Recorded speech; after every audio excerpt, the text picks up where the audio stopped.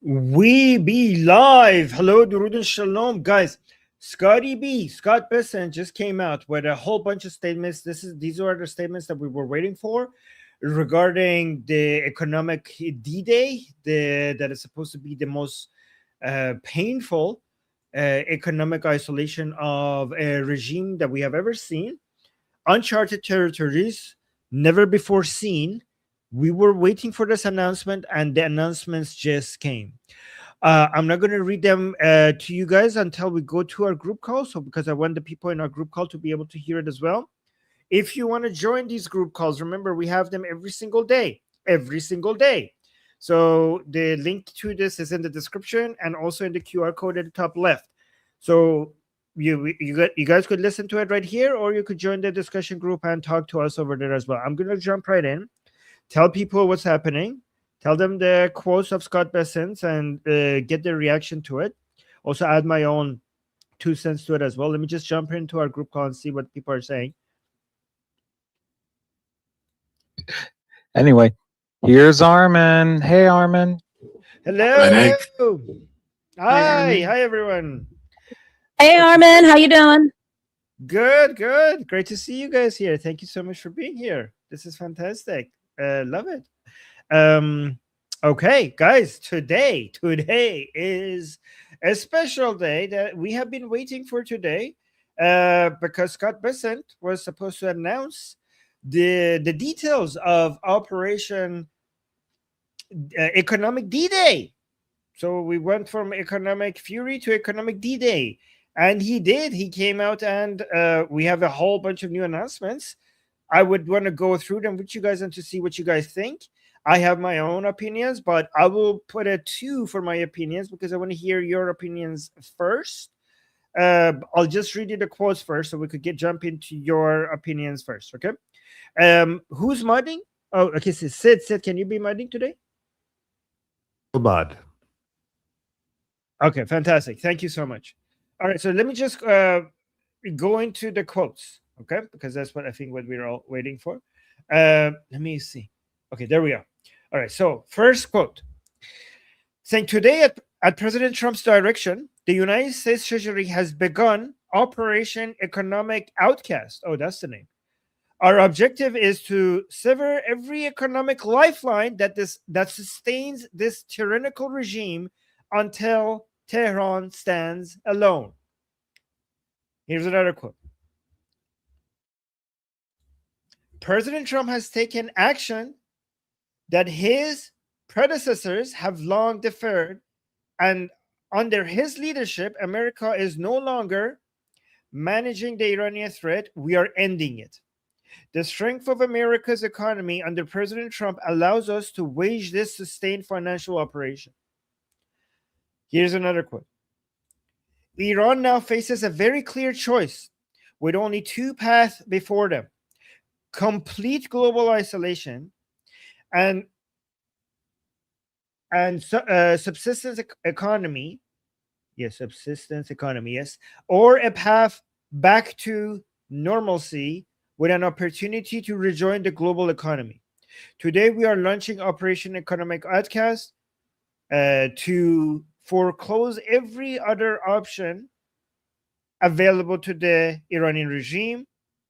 Here's another quote. The final refuge to this regime is the mistaken conclusion of nations that still finance the Iranian threat in the hopes of evading it.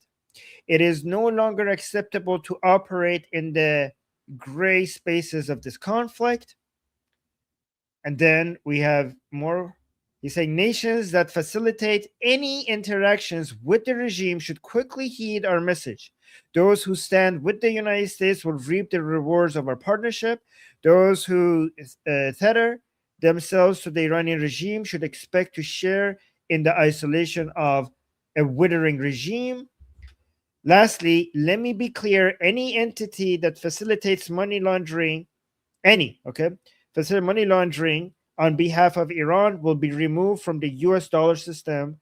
The clock just started ticking. Okay, so here are, obviously that sounds very aggressive. Here's what I was hoping to hear, and I didn't, okay? I was hoping to hear a direct reference to China. And there was no mention of China. Okay, I know maybe I'm asking for too much, but I was hoping you mentioned it.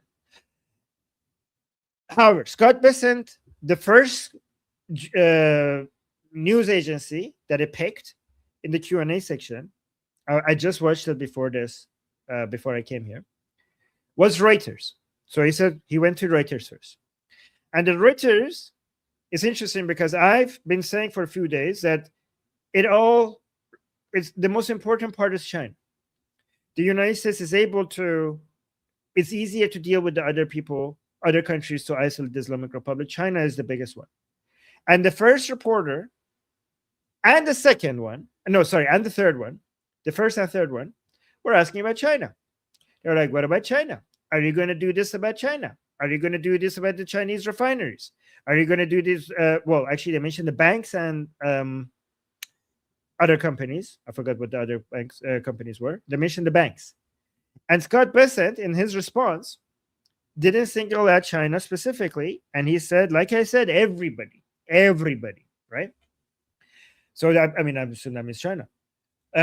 But the problem is, if you look at the last quote that I read, it's saying Iran will be removed from the US dollar system. Any entity that facilitates money laundering on behalf of Iran will be removed from the US dollar system. Okay, so there are companies that are specifically designed to help with not using the US dollar system, right?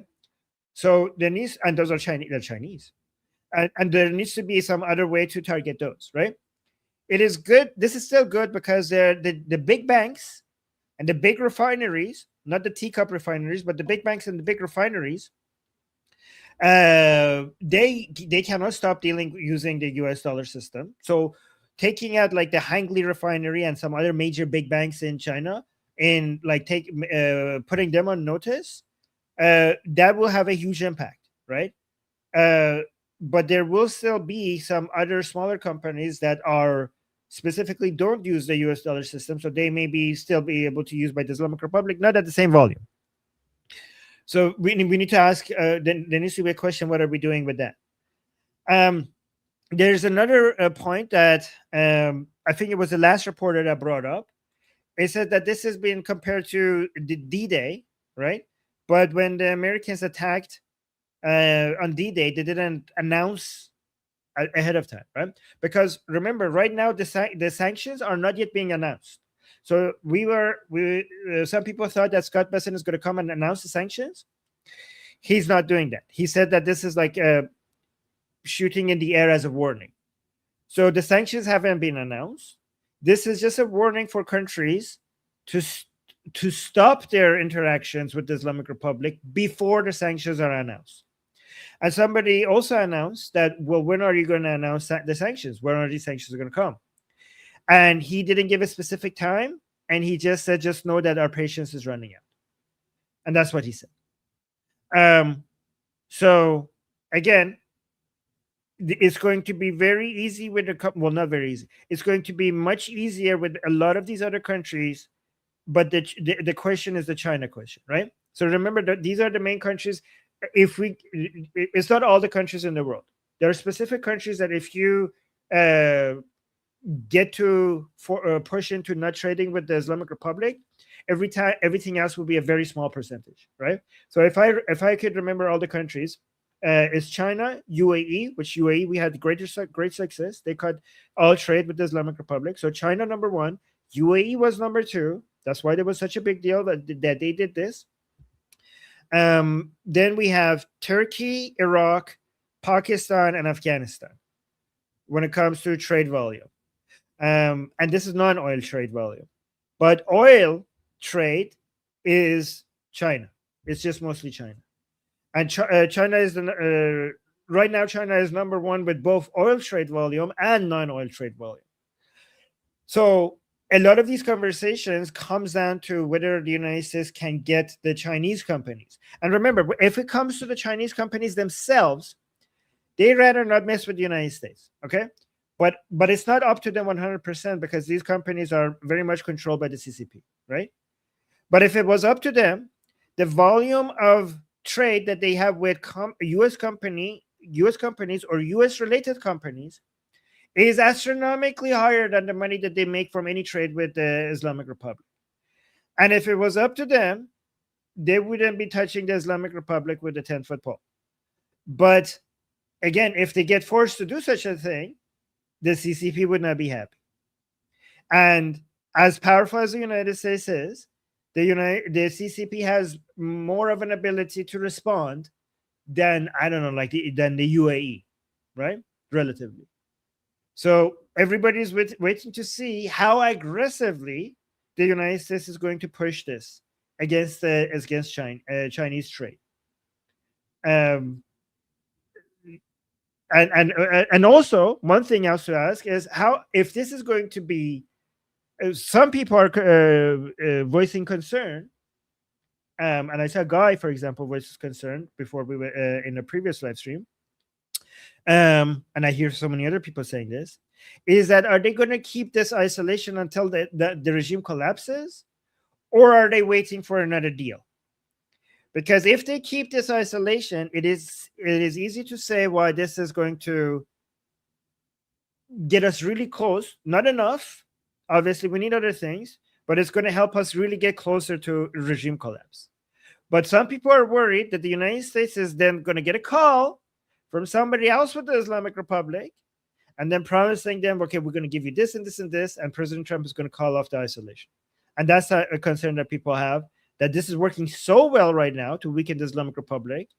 But what if they don't keep at it and they remove all of this isolation because the Islamic Republic offers them a good deal? And this is a major concern of some people. Anyways, I'm going to stop talking. Sorry, I went for too long. But let's go to the twos. Next up is Jim. Yeah, very much so. Yeah, Operation Economic Outcast is something that needs to be done, and it's very much targeting. It's a pretty broad. It's very broad. As far as delinking, that has to be done with. I mean, it's true.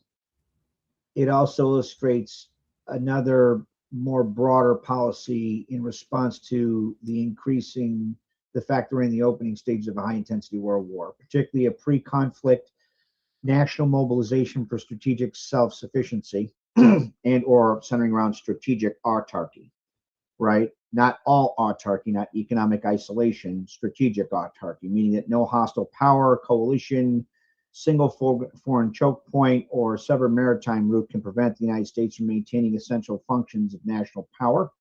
The model should be domestic capacity first, national North American redundancy second, like is to tiers, then trusted ally redundancy third. So adversary dependence approaching zero for critical systems, kind of centering on these areas: energy and abundance, critical minerals and materials, semiconductor production, machine tools and industrial machinery, chemical and energetic materials, pharmaceutical and medical sovereignty, food and agricultural resilience, which we kind of already have, shipbuilding and merchant marines, transportation and logistics, munitions and weapons, communication, cloud, cyber and AI, financial system resilience, strategic stockpiles.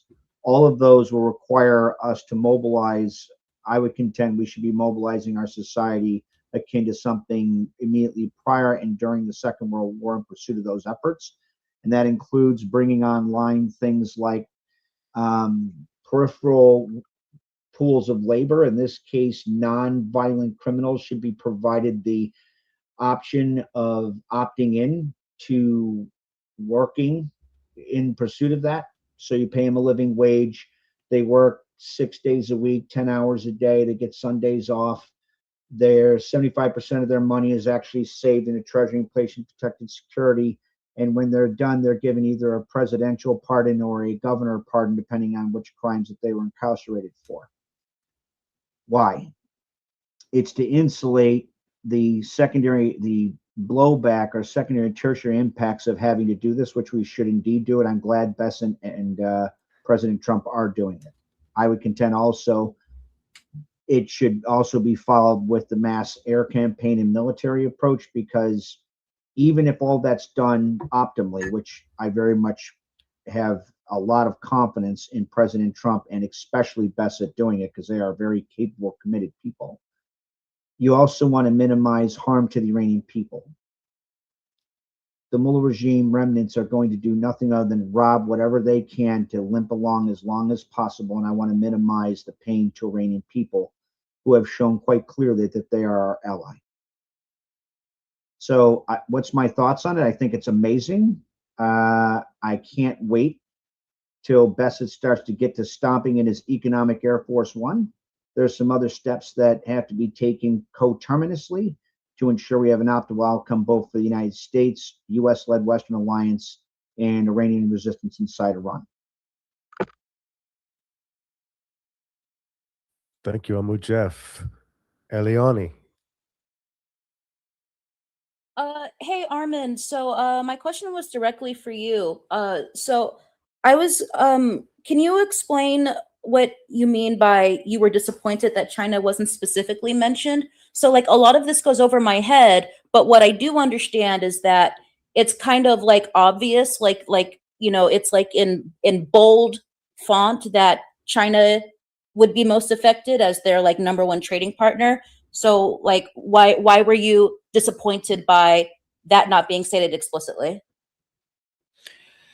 Because if you, yeah, I mean, it's obvious that they're talking about China, but if you don't mention China, it seems like you're afraid of China. Why you're not mentioning them, given that that's the main target? Like to me, if you just mention them by name, it shows that you don't give a crap anymore, and you're going to be very aggressive about it. You don't care about their feelings being hurt. You don't care, like you're not tiptoeing around them. You know, you're just calling them out. You're mentioning them by name. Does that make sense? Okay, I got it. Makes sense. Yeah. Yep, I got you. Okay, Good thanks, question. Eliani. Richard, you're up. Thanks a lot. Yeah, I'm cautiously optimistic, but I do have some concerns. One of my most concerning ones is a third path. Besson had mentioned that the options are either for Iran for the regime to be basically isolated, or to what he called take steps to join the path of the community of nations. They have a third option, which actually proved pretty successful in the last round of conventional war. They just simply bully, Arab and European so-called allies to put pressure on our government to blunt the effects of their strikes. If it worked with conventional warfare, there's really no reason from their perspective, the regime's perspective, that it wouldn't work in blunting the effect of economic warfare, especially considering that it's much easier to elicit cooperation and clandestine assistance from, if you don't have full cooperation from all of the parties intended to be targeted by this, it completely blunts the effect. So again, I'm somewhat concerned because I think I would expect that the regime will probably launch, some kind of conventional strikes against the Gulf countries, the trust fund babies, probably within days, with the specific intent of blunting the sanctions. Okay, Richard, you have a major echo, and I didn't stop you because it was still understandable. But a lot of people in the chat were saying like echo, echo, echo. So if you could please fix it for next time, that would be great. But yeah, and also let me know in the chat if it was understandable. And thank you, Richard. Okay, thank you, Richard. Noah.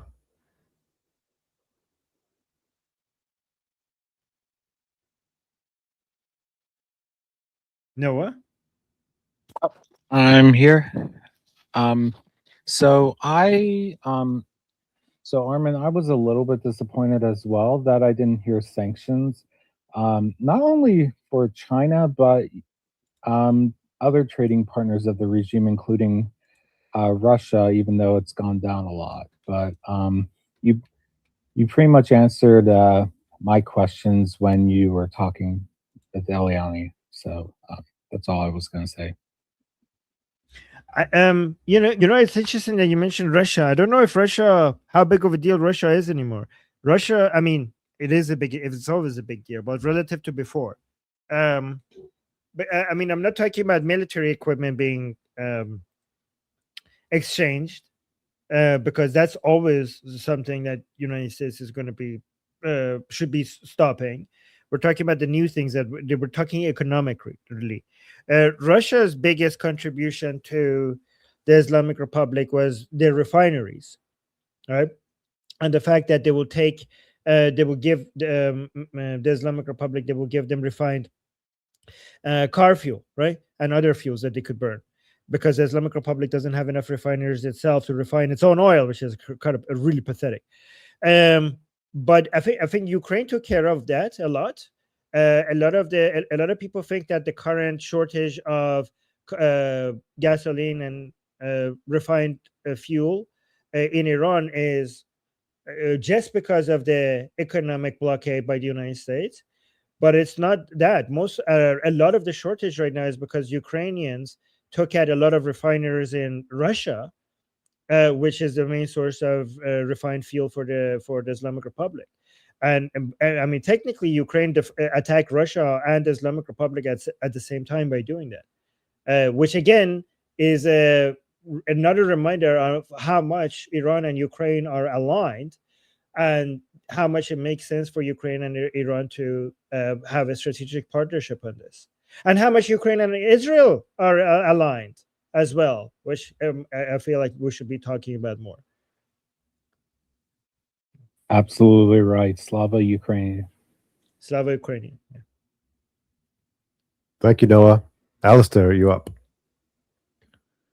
So I kind of see this whole like economic operation as almost the same as the whole "I'm going to end the whole civilization will die tonight" type of thing.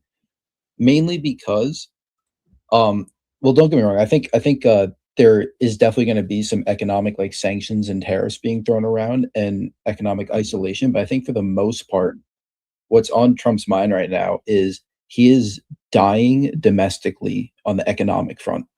People do not like his economic policies, the gas prices, all of that stuff. And one thing we need to remember with like economic pressure, like sanctions and tariffs, is sometimes it's not always a single-edged sword.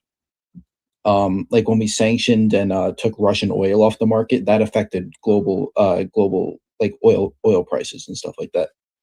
And that's the same with like a lot of other countries with things they trade and stuff like that. And then kind of like tying into the Russia thing that you were just talking about, the way I describe like that Russia and Iran or Islamic Republic trade in the Caspian Sea is kind of like a magnet, where like at the start they had opposite magnets that attracted, but because Iran had crude oil and Russia was refining oil, but now they both just have crude oil. So now they both have kind of like the same magnet and they're repelling. So now all they can really trade is weapons. Right. One thing, the difference between whole the civilization thing that you mentioned and this Operation Economic Fury, or I don't know what the new name is that never happened. The first one that you mentioned never happened, right? But this is happening, and we're seeing it happening. Like every day, we're seeing it happen within the Islamic Republic. Like it's actually happening as we're speaking, right? So that might have been a bluff that never followed through, but this one is happening. And also regarding the economy, I mean, I think you're right that the impression of many Americans, I don't want to say that because some people are going to get angry with me, but I mean, again, and I say this, a lot of people don't like it when we mention the stock market, but the stock market is forward looking, so I'm going to say it. But the stock market is up 18% year over year, and even with the announcement of this, what Scott Besson just said, Brent crude oil prices dropped 2% today with this announcement, which is interesting, right?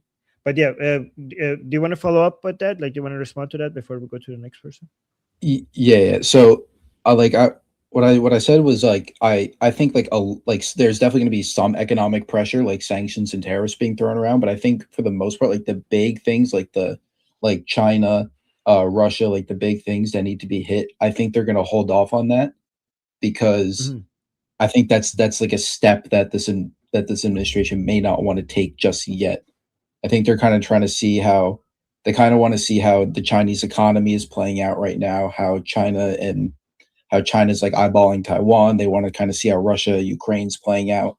So I think like right now they may not hit like the big things. They're gonna hit the smaller things. And what was the second part of what you said? Oh yeah, the American economy. I'm fully on board with you. I understand that, but I'm saying like from the perspective of a lot of Americans, especially younger Americans, they think that like they're not on board with this whole Trump economic policy. Right. A lot of automation is like temporarily making young people not be able to find jobs, and they're frustrated. One thing else I do want to add, now that I mentioned that, I do get the sense now that I think about it, that Scott Bessent wants to get the benefit of some of these Chinese companies to be being risk averse, without even before they come up with exactly what sanctions they put, right? So the announcements of the sanctions that are coming, before even the sanctions come, it will give the United States the ability to observe the behavior of these Chinese companies in response to the announcement, so that when they design the sanctions, they are designing them based on observing how risk averse these Chinese companies are, and how much they want to resist, and how much their behavior is going to change just based on that announcement. And just the announcement itself will make the Americans be able to collect more data regarding exactly what they need to do to push these Chinese companies in the right direction. That will give them more information, I think. Okay. Thank you, Alistair. Next is Jeff. So, I mean, part of the parcel of that, what seems to be a disconnected policy is probably because the administration, like no administration, is no administration is a homogenized block. President Trump is listening to different perspectives, albeit we have to act decisively in response to the threat that the Mullah regime, now regime remnants, and or the broader autocratic bloc poses. To the previous commenters' comments. Yeah, I mean, obviously there's going to be secondary and tertiary impact, to be sure, because we spent 30 plus, well, almost like 50 years now in outsourcing a lot of stuff, and economic interdependence also creates vulnerabilities of which now are being exploited by our adversaries. That being said, you cannot allow that to deny your response to a implacable enemy who is very clearly shown that their goal is not one of cooperation or even strategic competition, for that matter. It's outright hostility. So keeping that in mind, there's also a caveat to that, which is why I mentioned what I did, that we should have a full socioeconomic mobilization in pursuit of onshoring, then friendshoring, and region shoring, then friendshoring different elements of our economy in pursuit of strategic autarky, so that we can blunt a lot of the secondary tertiary impact. There's no not painful. There's no this not pain, right? A lot of leftists and ANCAPs who want to go back to the good old days, which it won't happen because they'll be murdered in mass, are trying to use that legitimate concern to concern wash their bullshit sedition. It's soft though, right?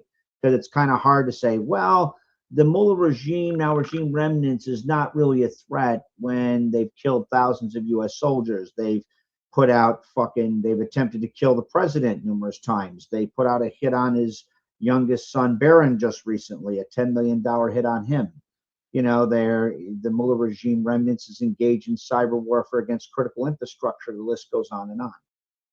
So it's this soft kind of sedition. Well, I'm really concerned. Nobody has time for that shit, right? We need to do what we need to do, which is to fully mobilize the society in pursuit of very particular domestic goals, so that we can optimally face and address the threats that we are being forced to deal with.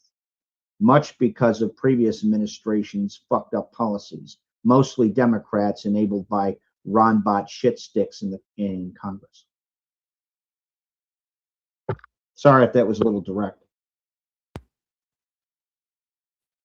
Thank you, Jeff. Next is Eliani.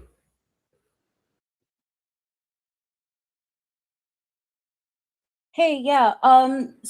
Alistair, I was taken aback with what you said about Trump's economics policies not being popular because of all of the gains that we've seen in manufacturing this year and in the coming years. So, like, as an example, uh, between Texas, Arizona, South Carolina, Georgia, Ohio, New York, Alabama, Michigan, you have all of these projects opening up with like the new Samsung semiconductor plant in Houston. You've got another semiconductor plant opening in Phoenix. You have, magnet factories and solar opening in South Carolina. There's this huge manufacturing boom that we're in the middle of right now. That the Trump administration is building right now. Those are jobs in the trades, AI proof future jobs for young people. So there's a lot of reasons to be optimistic. So I was just taken aback by your pessimism about Trump's economic policies. To be specific, he wasn't pessimistic. He was talking about people's impression. He himself wasn't pessimistic. That's what he wasn't. He was commenting on people's impression. Oh, okay. Yeah. Okay. My fault. I misunderstood. No, that's great. Those are great points that you brought up. Thank you, Eliani. Next is Alistair. Yeah, so I guess I'll actually like touch a little on that. So me personally, I'm like a 50-50 on Trump's economic policy. I'm 100% a free market capitalist. So when it comes to like tariffs and like, the Trump accounts and stuff like that, I'm a bit iffy on that. But when I was going back to like when I'm saying like the kind of the impression on the younger generation, his problem is kind of messaging in a way. Like during the election, he was very good with Gen Z, but he's kind of fallen off with a lot of that messaging. A lot of it's because of social media propaganda and bots and stuff that from Pakistani bot farms and the CCP and Qatar and all these other places that kind of unraveled that. A lot of it with Epstein and other that like Epstein hit my generation like a truck. It hit it like a freight train. That kind of like destroyed Gen Z's trust in everything. That and how big it was amplified.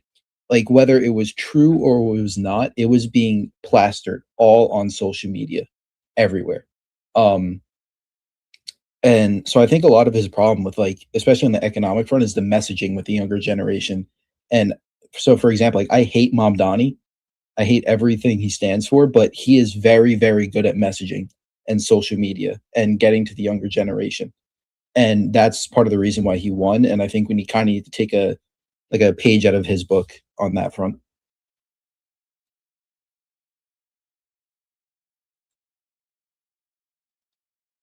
Okay, thanks, Alistair. Richard. First and foremost, is the echo fixed? Sounds good. Yeah, sounds much better. Okay, terrific. Yeah, I just wanted to echo that and say, I think as an overriding principle, and especially true in election years, perception of reality is much more important than actual reality. And I think the problem for Trump right now is the perception of reality has been distorted, in part because of TikTok propaganda, but really just a more powerful narrative. If you ask the average voter if they're happy with the current situation, they may not, know a socialist from a hole in the head, but they have anger towards the current parties in power. They think that's the reason that things are perceptively so bad. And that's why I'm so concerned about the midterms. Thank you, Richard. Jeff?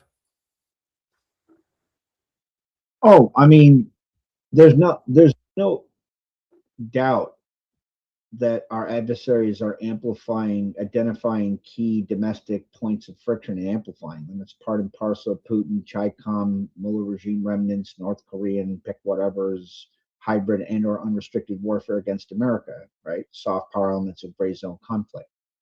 It's also why, again, I outlined the nature of the mobilization and where it needed to kind of like what some of the things it should include. Right? We have to have enough labor people to do the job within the compressed time frame that we're increasingly facing. And that has to be done in a manner where it reinvests people into the United States. So there's both extreme opportunity with regards to AI and automation and or danger. And that comes from and you can see it in almost every result of those two technologies, including socioeconomic, technologically displaced workers and all of that.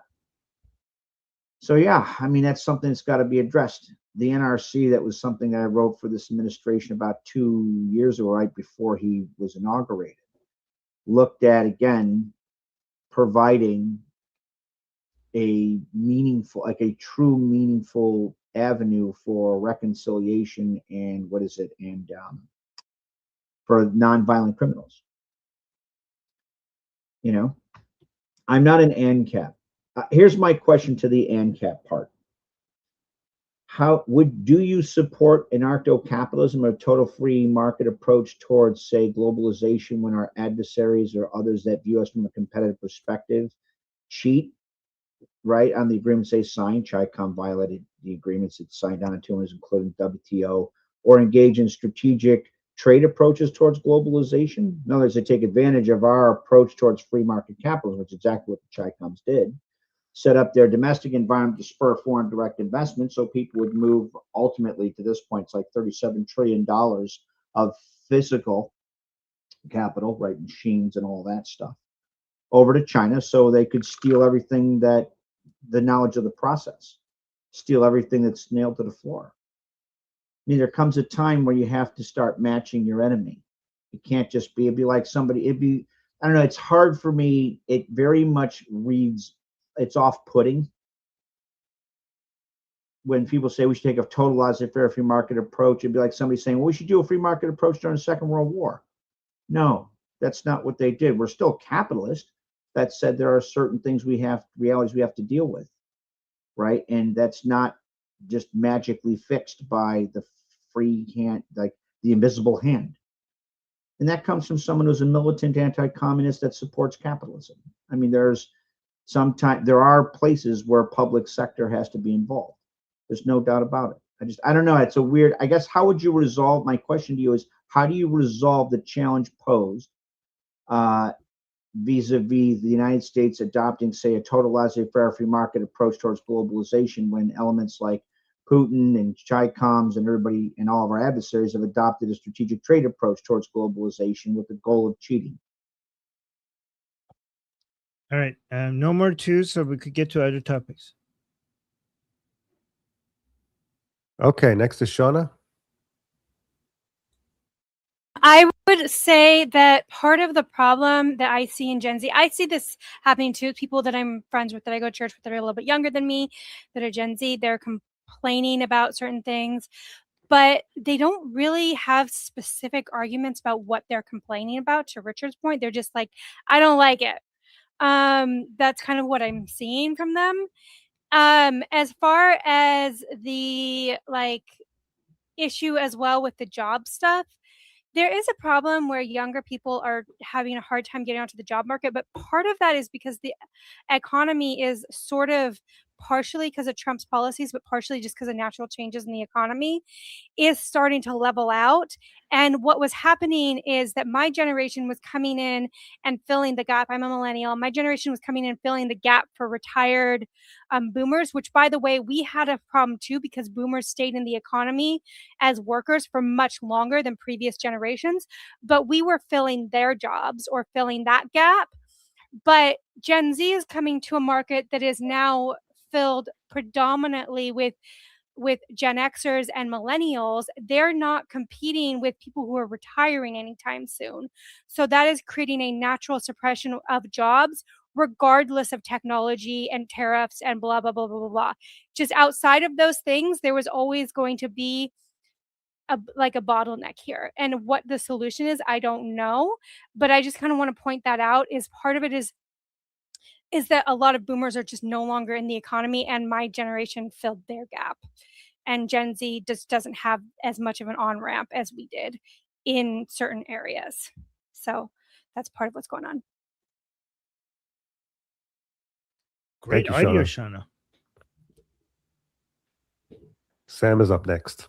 I don't know. I mean, I think it's the more extreme, like one party goes. How do I say this? The more extreme one party goes, the more extreme the other party can almost kind of get away with, in terms of like how much can they get away with before like people are like, okay, I'm too scared to vote for them, I'm gonna go switch sides. And that's why it's like, you know, yes, people are scared of like the far left, but it's like the whole like the big beautiful bill thing, like trying to repeal healthcare, trying to like take away like food, that scares people. It's like, I just don't understand, like, why? What, like, I understand people desperately like not wanting things to like go past, in terms of like not wanting like people who are homeless to like lose food access. I understand why people desperately don't want those people to lose food access. I don't understand how much money are you possibly saving on your taxes by, you know, kicking some small percentage of people who are currently on food stamps off of food stamps. How much money are you saving? Is it really, like, I don't understand the desperation that you're willing to risk losing votes over this by going to that extreme. Like, I just don't understand. Samantha, sometimes when you say take people's healthcare away and take people's foods away, you're assuming that the people who are doing this, they think you're assuming that people who, I mean, maybe you're right, maybe it's not a good idea, but it comes with the assumption that the people who are passing these laws are assuming that this is actually providing people with what they need. You know what I mean? Like, a lot of these people, maybe you're correct that they're wrong, a lot of these people who are cutting these programs believe that these programs are not doing what they're supposed to be doing or what they're advertised to be doing. So they don't feel like they're making people go hungry. They don't think that they're making people go not have access to healthcare. They think actually it's these programs that are causing that, right? It's the government involvement that is making people have less access to healthcare. It's the government involvement that is making society less prosperous, and that's why make people go more hungry. And again, you might be correct, and I mean, I don't think you're correct. I think they're correct. But even if you're correct, it's always good to not assume that they're like, oh yeah, let people die from hunger or let people die from not having access to healthcare. Like, that's not what they're thinking, right? They're thinking that these programs are not efficient. And when you say like how much money you are saving, a lot, actually, like a lot. These are not. This is, and it's not just about saving money. It's about the incentive structure where these programs kills productivity. So you're losing twice. You're losing once because you're spending money on things that are not actually producing results, but you're losing a second time because by redistributing wealth, you're killing productivity, and by killing productivity, there's just less to go around, and that creates poverty. And so, for a lot of people who are advocating for these types of reform, they believe that it's these programs that makes people poor. And you could disagree with them and think like, no, it doesn't. But it's also helpful if you want to address these people, not to assume that they're on a mission to make people to make people suffer for the sake of getting richer, right? And maybe they are, but we can't assume that, right? All right. Okay, so we got one more. Is Alistair? Yeah, so the biggest thing with like the welfare in the United States is there's a saying I like, that eventually you run out of other people's money to spend, and we've hit that point. We've kind of hit that point. Going forward with all this spending on Medicaid, Medicare, all this stuff that doesn't actually get the I guess return on investment that it should be, it's just draining money it's just draining money nonstop, and it's economically unsustainable. Having like, for example, the best example I like to give on this is Social Security right now. There is way more money going out of Social Security than going into it. It's economically unsustainable. In the future, there's a very high chance that like the younger generations right now, like even millennials, like will not have access to that Social Security because it's just there's so much more going out than in. And even now we're at a point where $1 trillion we're spending on interest per year just for our national debt. And I understand that debt is good if your projected growth is, greater than that. But still, it's something we have to keep in mind, that you can't just be running $2 trillion deficits every year and just expect the world to keep spinning around with unicorns and fairies. Thank By you, the way, I Alistair. really Okay, appreciate having more. I really appreciate having another very aggressive free market capitalist here. So thank you. But yeah, go on. Sorry. Very aggressive. No, it's great. Yeah, I'm really enjoying this conversation. I think there's a lot more that people could say, and I think I would have liked to keep it going, but we have other topics and we have super chats, I believe, Armin. Yes, we do. We have 4. Alana, thank you so much for the super sticker. I appreciate you. And then Nathan, thank you so much for the super chat saying, why can't the US sell oil to China at a discounted rate in order to steer them away from doing any business with the IRGC? They can, and they're doing that. The issue is that the CCP is afraid that if the Islamic Republic collapses, then the United States will have its hands untied to focus on the CCP. So it's for the CCP, it's not just about access to energy, it's also about the fact that they want to keep the Islamic Republic alive as a way to hold the United States back, right? That's my understanding. So it's not just energy, it's also national security for the CCP. Well, not national security, the CCP security, anti-Chinese nation security.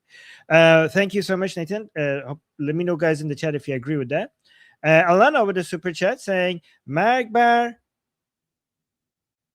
Sepah Pastaran, Zendabad, Iran. Oh, wow. Thank you, Alana. That was pretty good. Alana, New York, 84, saying, basically is speaking in Persian, saying, death to the IRGC and long live Iran. That was pretty good. Thank you. That's beautiful. Good job. And then Hezi, thank you for the super chat, saying, is Mamdani good in messaging or perhaps in virtue signaling, as socialism always is? Well, Hezi, virtue signaling is a type of messaging. So I think, yes, in virtue signaling, which is not contradictory to in messaging. Yeah, virtue signaling is a subcategory of messaging. But yes, you're right. They're good at virtue signaling. And thank you for the super chat. All right, next topic. Next topic is Noah. Regime puts new rules to isolate Iranian people more. Noah? Yes, I was just copying and pasting the link. So this is from News Nation, who spoke to refugees leaving Iran. The regime is tightening its grip even more on the Iranian people and decided to put in new regulations to criminalize anyone who speaks with quote-unquote hostile media outlets. Basically, they're trying to isolate and censor people. They passed a bill called the Countering the Infiltration of Intelligence Services and Foreign Governments or Institutions in the Country. Try saying that 5 times fast. Basically, it's another attempt by the regime to stop Iranians from speaking to the outside world and particularly prevent mass uprisings from the article. I did find out that the punishment, from what I read, is corruption on earth, which is a death sentence or 10 to 15 years in prison. I just wanted to know what your thoughts on this is, Armin, and from anyone else as well. Yeah. Thank you. So the most common example of this is many Iranians from inside Iran always are usually guests on Iran International, right? And that's what this new law is supposed to target. Going on places like Iran International and giving your feedback regarding what's happening in Iran. But however, if you look at the law, it also says that unapproved.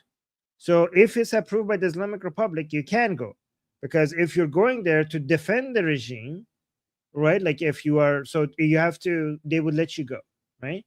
And this is insane because, as you mentioned, you now, based on this new law, can get executed in Iran for simply going and speaking to media outside of Iran. Like, if you're a guest on Iran International from inside Iran, you could get executed for that based on this new law, which is insane. But it's also good because it shows where their priorities are. And this was one of the first laws that they passed after the parliament was open in Iran. So under all of this economic frustration that the Iranian people have, and the parliament constantly complaining about why have you closed the parliament, and we don't get to serve the people because the regime had decided to close the parliament. One of the first act of the parliament, as soon as it was open, was not to go and pass bills to help out with the current economic conditions. It was to pass a law to make it illegal to go and talk to foreign media. And it's sad, but it also shows how easy it is for us to get closer to a collapse of the regime, given that this is the priority that they have. That instead of trying to fix things, they're just trying to silence people talking about how bad things are. And you might think that it's because they don't have any solutions to the problems, but it's not just that. It's also they don't have any solutions, but they also wouldn't. That is not even their priority. Their priority is not to stop the upcoming uprising by figuring out how to make the Iranian people's conditions a bit better. Their solution is always to stop the upcoming uprising by making everybody shut up about it. That is always their solution that they have to fixing their problems.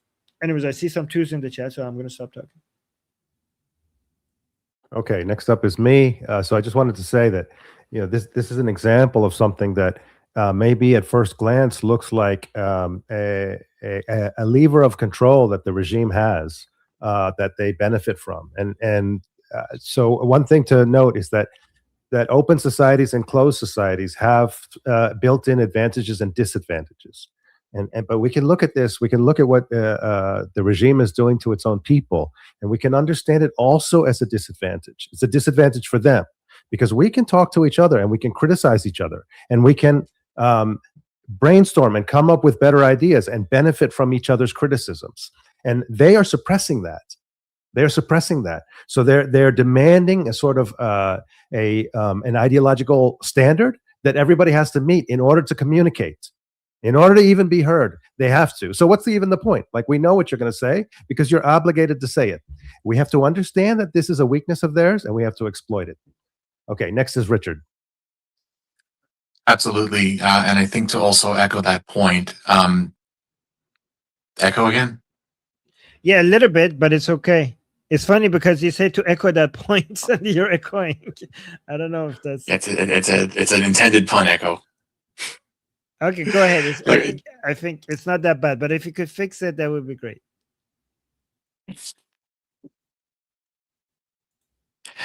One of the ways to look at a law like this when it's passed is sort of it is sort of a window into how the regime evaluates its own internal strength.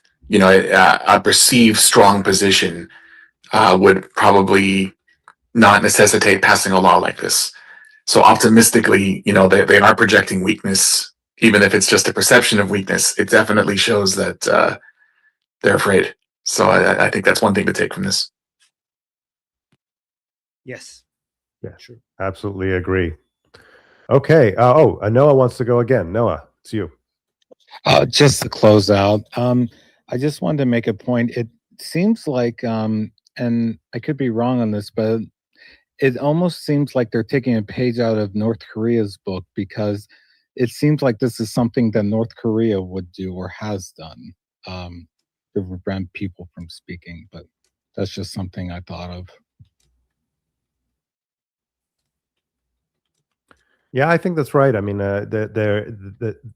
one of the only moves they have is just to increase the level of totalitarianism.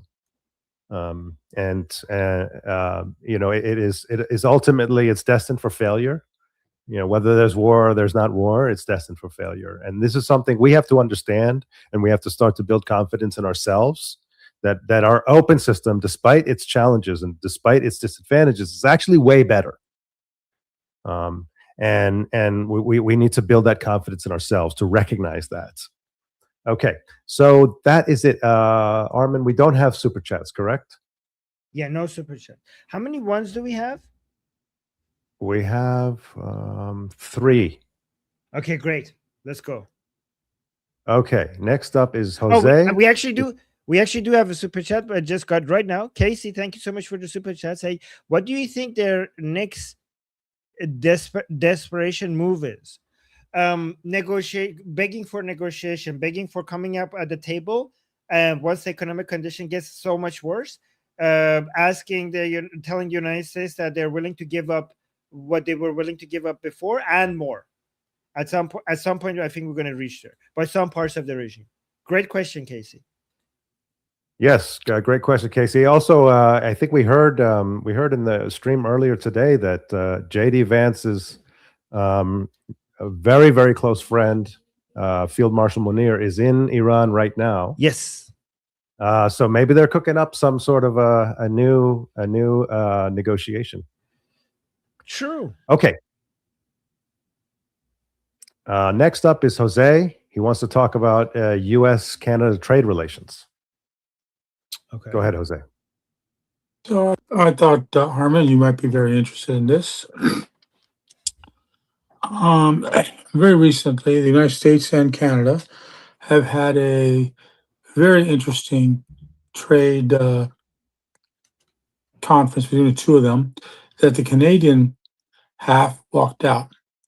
And today, this morning, Carney made a comment that to the world in general, he was talking in a broadcast, not just to Canadian media, to the media from around the world, like if he was in the UN, and stating that he believes Canada has just entered a state of war with the United States, which is kind of hysterical to me.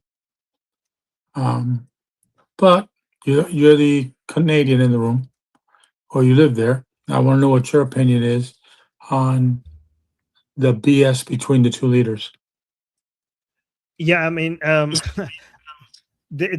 things are getting very tense. I haven't been following it as much as I should be because of Iran stuff, but I did hear that Canada suspended the trade negotiations. I did hear also from the U.S. side. I don't know who was it. I think it was Scott Bessent that mentioned that the current Canadian government was elected on an anti-Trump campaign, so he wasn't very surprised about this.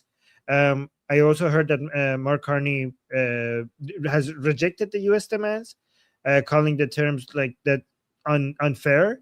There is also United States also is talking to Albertan independence movements people, which is getting really crazy. I mean, I don't think Alberta will ever be separated from Canada, but the fact that movement is growing will cause a lot of tension in Canada, especially even if they're not successful. Quebec might be, successful, and Alberta pushing for that also helps the case for Quebec. So let me see actually. What was the things that they disagreed on? So the United States enforced 50% tariffs on approximately 20 billion of Canadian products. Canada pledged dollar for dollar retaliatory tariffs on American goods starting September 2026. The breakdown marks a major escalation in cross-border trade friction between the two long-standing partners. Yeah, I don't think Canada has leverage. I don't think I think this is going to hurt Canada way more than it's going to hurt the United States. I mean, this might be an exaggeration, and if it is, somebody correct me. But I don't think Canada is a viable country without the United States. Like Canada is Canada's economy and security is so dependent on the United States that they can't afford to be anti-American. And in fact, the reliance on the United States is so much that the United States has so much leverage that this is the natural thing that the United States would have eventually done at some point, and Canada just has to accept that it's this. There's no alternative. Like Canada wants to now move closer to China and other countries to hedge their bets and have not be disreliant on the United States. But there is no replacing the United States. Your economy is so intertwined with the United States. Your culture, your security. There is no alternative to the United States. So either cooperate or watch your economy die. I guess I don't know. No, I don't disagree, and I don't think it's just Alberta that is. I think they're the furthest along of all the western states of Canada. I know your own city, you're in Vancouver, is part of what, British Columbia? Yes. Okay, they're also going for a independence mindset. Well, whether they got the votes or not, I don't know. I don't know how much Alberta has, but basically they would, I mean, honestly, they're fighting the same thing the United States were fighting for.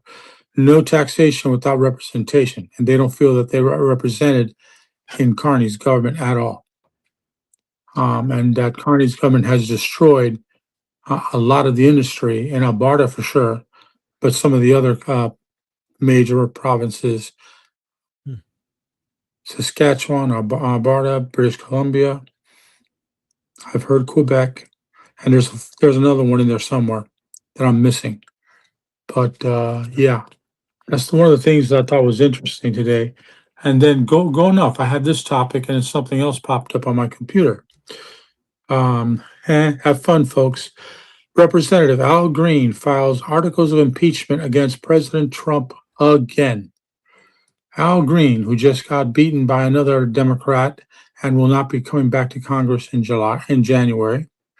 I guess he's going for one last go at Trump. This is either the second or the third time he tries articles of impeachment against him. And there's two ways of looking at this. He really thinks that the Democrats in office right now are past it this time, or he's going all out just to get revenge, because the articles filed were for let me pull it up here, because he reintroduced ICE, who fatally shot a Mexican immigrant in Houston. Okay, and that he has violated the Fourth Amendment right to privacy and protection against unlawful searches and excessive force, and defied the Fifth and 14th Amendment guaranteeing due process and equal protection by allowing and encouraging racially targeted 7 arrests, unjustified detentions, and unjustified killings. Basically, he's trying to throw the book at Trump, saying that he's violated the Constitution so many times that he has to go. And like I said, this just hit, and I thought it was very interesting. So people got two topics if they want to talk about. Well, thank you for bringing that up. Let's see who are there twos. Let's go to the. I'll put it two. Yeah, I'll put it two as well. Okay, yeah. Next up is Eliani.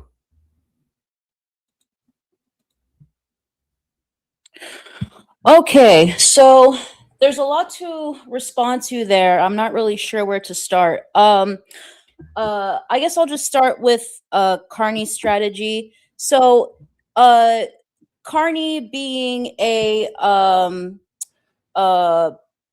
whatchamacallit, coming from the banking sector, and very much embedded with the Davos crowd. It seems that what he's trying to do, and I do not have the financial expertise to explain all of the mechanisms of it, But speaking more broadly, what I understand is that he's trying to use the free trade imperial model to position Canada and other what he calls middle powers. He talked about this at a Davos meeting back in January of this year. So he's trying to organize this middle power strategy where they're essentially trying to use free trade imperialism in order to compete against the reindustrialization of America specifically. So he's trying, like it's a really weird strategy, and I don't think it's going to work. And I think that Carney blowing up this deal at the last minute is just he just pied himself in the face. So I don't get it, but I from what I've seen from the reaction on social media is that a lot of Canadians are really pissed off with him, and I don't think that he's going that his term is going to end with him looking like the good guy in this situation. So I'll just leave it there. Thank you, Elioni. Noah. Yeah, I think Prime Minister Carney's move is really stupid. I mean, our economies are very intertwined. They've been intertwined for decades. You're right, it will. I mean, some people have said, yeah, it will hurt both of our economies, but it will hurt Canada's more. Especially like in terms of car parts, they're going to go up by 50%, among other things. I think Canada should get back to the table and negotiate a deal. In my opinion, there shouldn't be tariffs for crying out loud on both of our nations. Also, I checked the Alberta referendum just because Jose was talking about it. It only has 33% support from the last poll. 61% want to remain in Canada. So thought that would be interesting. But yeah, that's all. The 33% is enough to put it on the ballot. Okay, and they figure a lot of people will want, so we'll have to wait to see what the ballot says. Thank you, Noah. Next up is Alistair. I think this is one of those areas where I think Trump could have been a little more diplomatic. If I'm going to be honest, one of the main reasons, like this kind of ties into what I was saying earlier with like the economic message, where a lot of Americans, like especially around my area, and like younger Americans and everything, really just see this as kind of just pointless, because for the main reason of Trump kind of started this whole tariff trade war last year, because of like a trade deficit and a trade deal with Canada that he negotiated his first term. So this is kind of, again, this kind of leads into like the whole like messaging thing where like it's affecting us and it's affecting them, but this is one of those things where a lot of Americans kind of see as just pointless and like, why are we doing this? It's driving prices up on our end. Like what's the point in this? And I understand like the nationals, like we need to be producing a lot of the stuff here, but at the end of the day, this like tariffs are most definitely a double-edged sword. And on the economy right now, the Republicans do not have a lot of leeway. And just to end it off, I kind of want to tie like some first-person experience into this. My family owns a manufacturing company in New York, a fairly large one, and they're being screwed with these tariffs, not just because of the tariffs necessarily, because of the uncertainty of it, because it's 50% this day, it's 100% this day, it's 20% that day, now it's back to 0, now it's back up to 100. It's just the uncertainty of it all is really kind of just messing with Americans a lot.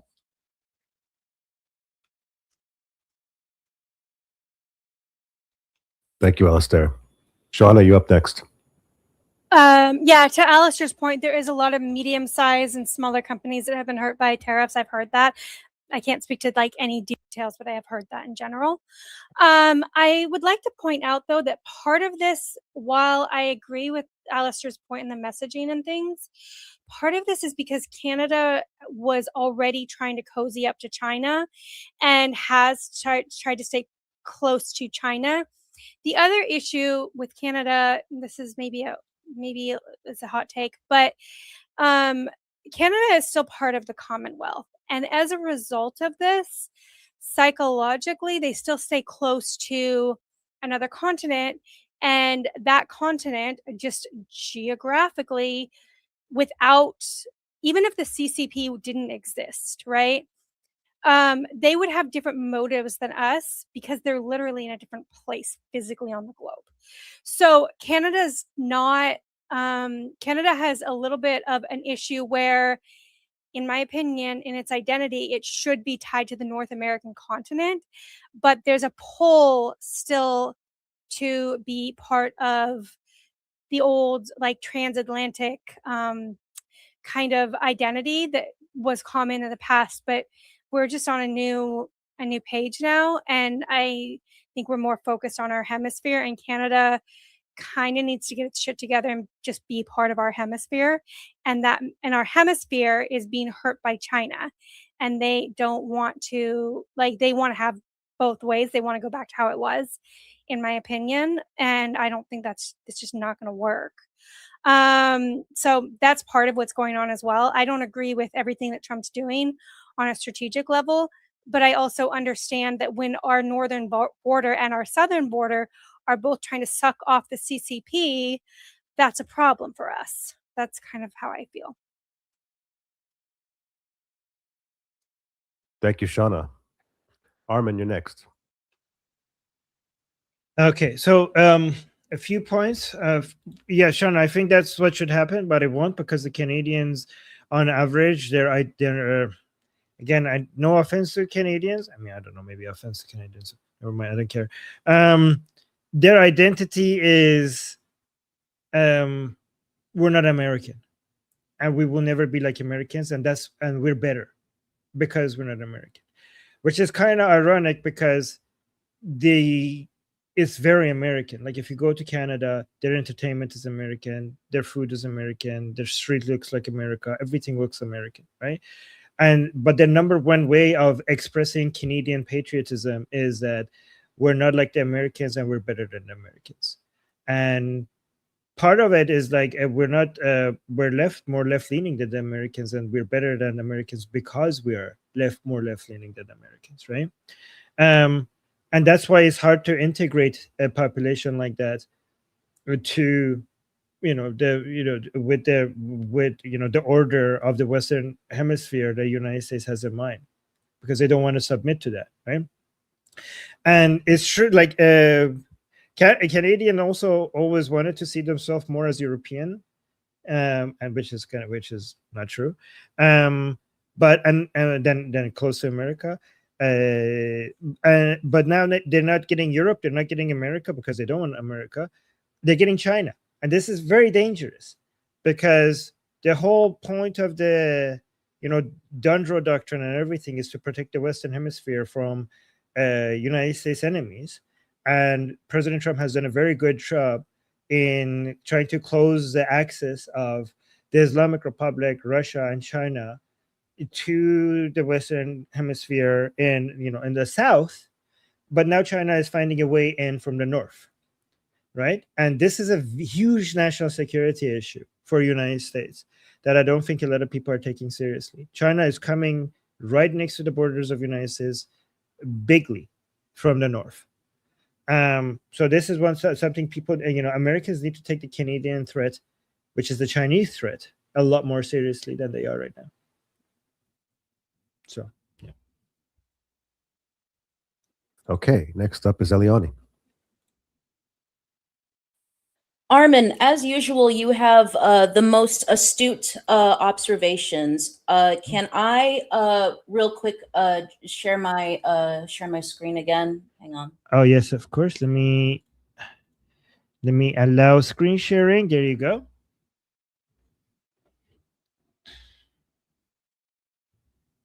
Oh, did it? Let me try again. There we go. Okay, and there it is. Okay, can you guys see that? I mean, we see it, but we can't read any of it because it's a lot of text and it's very small. Oh, Okay. Maybe you could. Can you zoom in Well- a lot, Eliani? Yes. Like hold control and scroll up. Hold the Yeah, I control got you. button and scroll up. Yeah, okay. There we go. Is that better?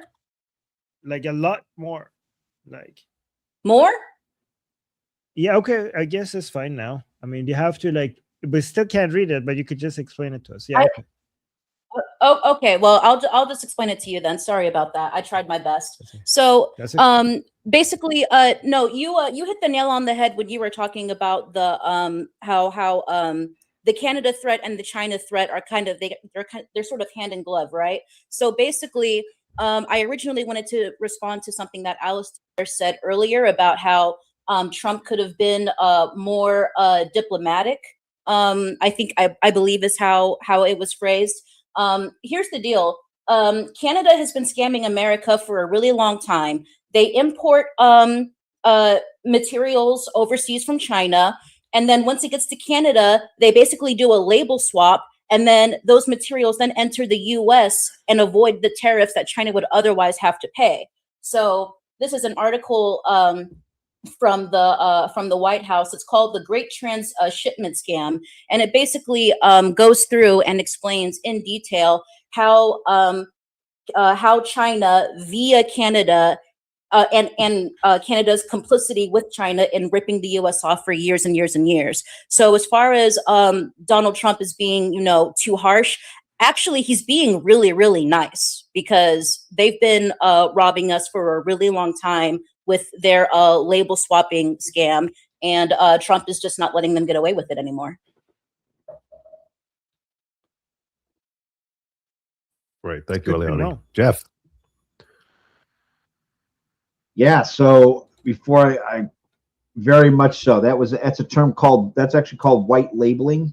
And it was a term either coined or amplified by then Senator Rubio in response to the Chinese Communist Party's approach or competitive adaptation approach to get around like tariffs and trade, constraints that were based on national security. So well done mentioning that. That's fucking awesome. President Trump didn't start a trade war. He used a tariff to punish other actors that have been cheating for decades. Also, while we should have policies to assist small, medium-sized businesses from the secondary and tertiary impacts incurred from our retaliatory tariffs that we have to take because of the broader geopolitical and geostrategic environment, subsequent time compression that dictates we have to act decisively. The issue I have, and this is why Donald is not an ANCAP and he has problems with some of the shitbags on Wall Street. ANCAPs are trying to co-opt the pain, the understandable pain of the secondary and tertiary impact of our retaliatory tariffs as a means to kind of like unintended negative secondary consequent wash their sedition, defined in this case as their attempt to hide in the process, right? Keep it going on and on, the deliberation as long as possible, in the hopes that the political environment turns back to something that's more permissive to their neglectful approaches towards trade and globalization. Understand something. While Donald is very much the focal point of that anger, he is not the source of it. The very same thing Samantha says with regards to leftist acting out, I promise you, the patriotic right is also equally pissed off for different reasons. Ours are legitimate.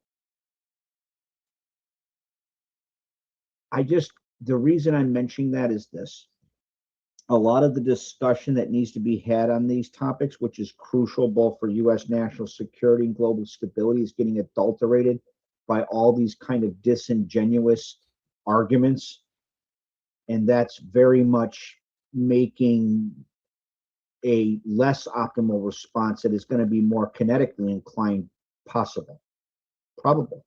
And our adversaries are actively involved in amplifying those disingenuous discussions with the goal of destabilizing us prior to the onset of war proper. These certain things have to get done, right? Certain things got to get done. This isn't 1990. It's not 1990 anymore. It's a different world. We have different challenges we have to face. And that doesn't mean you have to be dismissive to that like it just means that you have to take a ramshot approach and be dismissive to people who have legitimate concerns, because there are. Like the idea of making sure people don't starve to death, that's not an illegitimate idea. That has to be done. Right? Equally is it also have to look out for small, medium businesses so we can minimize the, attrition in the economic war we are being forced to respond to, an economic war that has been waged against America for decades. So, I mean, I just kind of wanted to offer those observations as maybe like a toolbox and a flashlight and how like to maneuver through all those different issues, because those are a lot of issues within that broader issue, right? Having to on-source stuff and global competition. Yeah. Anyway, sorry if Amu Jeff isn't as articulate as should be. This friggin' weather's giving me a migraine. Thank you, Amu Jeff. I just want to jump in here for a second, because I heard something in Alistair's critique that I actually agree with.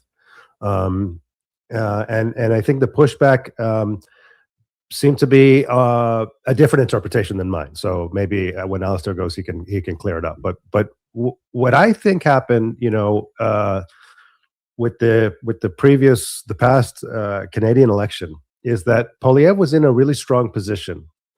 And some of the comments that Trump made in the run-up to it were very impolitic and undiplomatic, and that actually ended up hurting the pro-liberty, pro-America camp in Canada.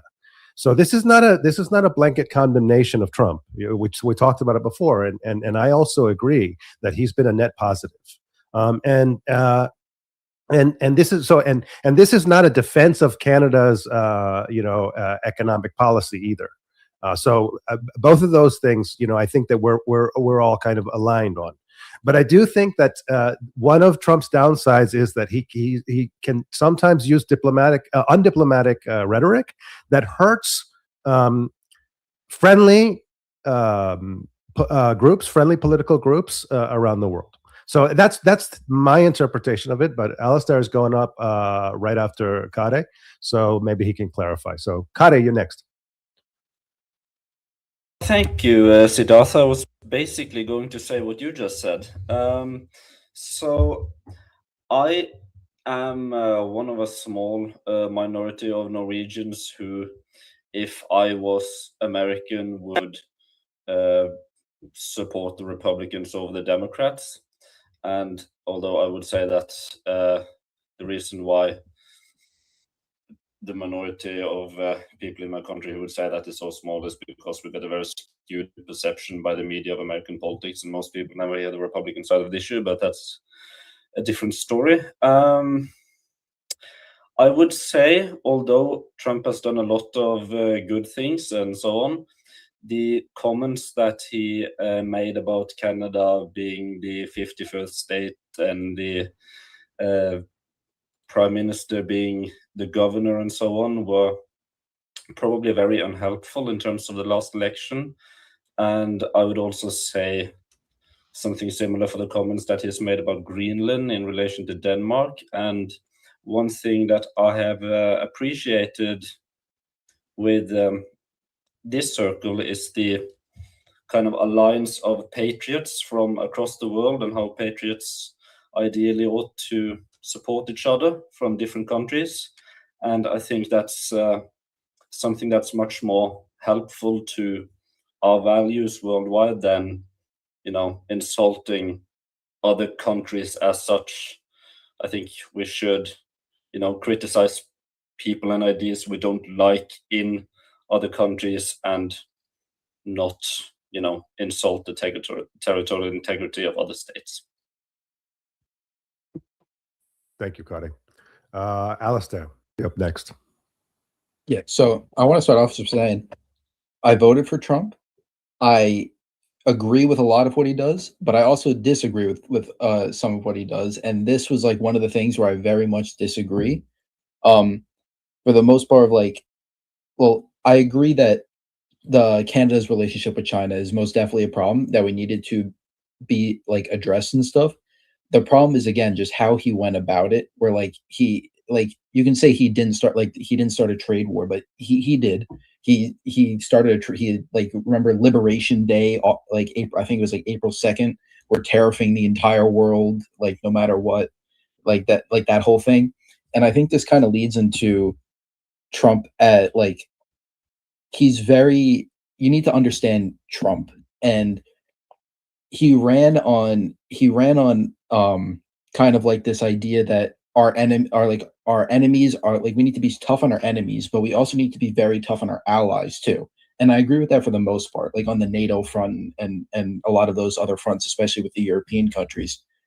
But with stuff like trade, trade and that stuff, especially with Canada, someone that we like, a country that we have such an in-depth trade relationship with, and we get a lot of critical supplies with, more of a diplomatic approach could have, like, I say this a lot. I always say Trump could be one of the best presidents if we get rid of his 2 a.m. tweet rants.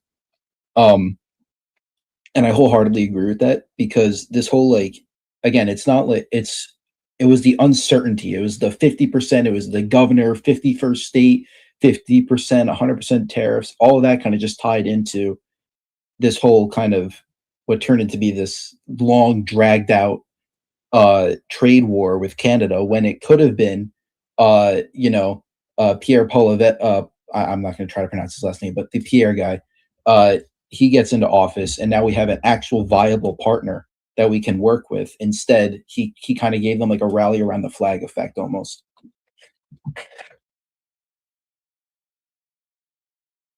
Okay, thanks, Alistair. Jeff, you up next. Yeah, again, President Trump didn't start the trade war, right? We'll just deal with Canada. Canada has been the lowest out of all the members of NATO. They have spent the least amount of money, or close to the bottom, for like 80 years. Why was he so harsh? Because nobody listens. We've said it numerous times. Donald tried it nice in his first term. You need to bump up your defense. And they just told us to go fuck ourselves. So now he's going to deal with them the way, say, a New York City barroom brawler will deal with them. Donald's not Obama. He's not well, I'm going to use these nice words, and fuck all that. They don't listen to that shit. We tried it. I've been involved in politics for decades. I've seen it used. They didn't respond. They went, yeah. Well, Donald now smacks you in the mouth. Bat. That's it. People understand. Don't fuck with him. Right? Don't fuck with him. It's the same kind of approach he did with, with the Mullah regime. He begged them, please don't make me do that. I'll fucking kill you. And they were like, oh, he must be just like Obama. Splat. Splattered them all on the inside of their underground fucking septic tank they thought was a goddamn bunker. Right? That's the issue. We've tried all of that. These, like, I promise you, do me a favor. If you want, you can look up the Joint Warfighters Conference outside of Langley in May 5th of 2010. Look for the specific panel that was head by the head of the Supreme Allied Commander of all of NATO forces. He was a Rear Admiral he was a British Rear Admiral. And you'll see yours truly asking him a very particular question with regards to how they have not met their 2% target. Right? They haven't for decades. Right? This isn't a new issue. How I guess my question is this. Okay, you're saying that President Trump should have taken a more diplomatic approach towards expressing that this has to be done. What specific, given the fact that these actors have consistently cheated for like decades in response to numerous diplomatic efforts to tell them to stop, what specific diplomatic approach do you see would be being effective in eliciting sustained positive behavioral change of actors that have clearly told us to go fuck ourselves? Can I reply to that, or? Yeah, because you've go been ahead. addressed, respond, and then we go to the next twos. Yeah, so like I said, like my main problem was, it wasn't the fact that he did it. It was like, he could have pulled the same levers he did with the tariffs and everything, just not gone on these unhinged 2 a.m. Twitter rants. where he's talking about increasing the tariffs to 500%, calling Trudeau a governor, posting pictures about making Canada a 51st state. Like I think it's funny. Like it's not like I don't have a sense of humor. I find it comical, but was it very necessary? No. And that's kind of like where it threw the market into a tailspin. It wasn't the fact that it was being done, it was the uncertainty. One thing the markets don't like is uncertainty. That's why, like, the oil prices were kind of going haywire for a little bit. And it was mainly that part. Like, he could have done the same levers, used the same tariffs and stuff, but just, went there. He could have, like, for example, he could have invited Trudeau or Carney or whoever's running that country to the White House and walked to the face and said, if you don't fix this, I'm going to hit you with a 500% fucking tariff.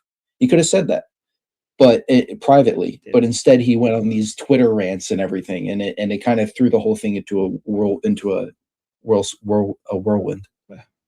I mean, to be fair, he did invite him to the White House and told him exactly that. But I do also agree with you that those posts, as funny as they were, they did kind of unite Canada against. And Mark Carney won because of these narratives, these posts. Like, if you, President Trump actually made Mark Carney win because of that. So, and President Trump admitted that himself, that he's the result of Mark Carney winning in Canada. Yeah, that's what I said like a little bit ago. I said it kind of gave him like a rally around the flag effect. Yeah. Okay, thanks, Alistair. Shauna. I just want to point out that, yeah, the general, like, rather we call it who started the trade war. I don't know if that's, there's been trade conflict. The part of why Trump did widespread tariffs, though, was not just about our foreign adversaries. It was also because companies and lobbyists and builders, people that move within the United States, needed to show how fragile our economic system was so that they would be motivated to start building the infrastructure and to start making deals and working with private-public partnerships and doing a lot of the things that are now being built that would not have been able to be built if the companies had not been shown exactly how fragile they are. So I don't agree in general with widespread tariffs, but the reason why he backed off of them after a certain point was because he was exposing where there were fault lines. I just kind of want to bring that up. It wasn't, we look at it as like, oh, it was just all about foreign adversaries, or, oh, it was just about punishing, or blah, blah, blah, blah, blah, blah, or he was just big dicking or whatever. No, there was things internally that he was trying to expose to our own local governments and people that are in those various industries. So I just want to point that out as well. Thank you, Shauna. Jose, you're the last on this topic.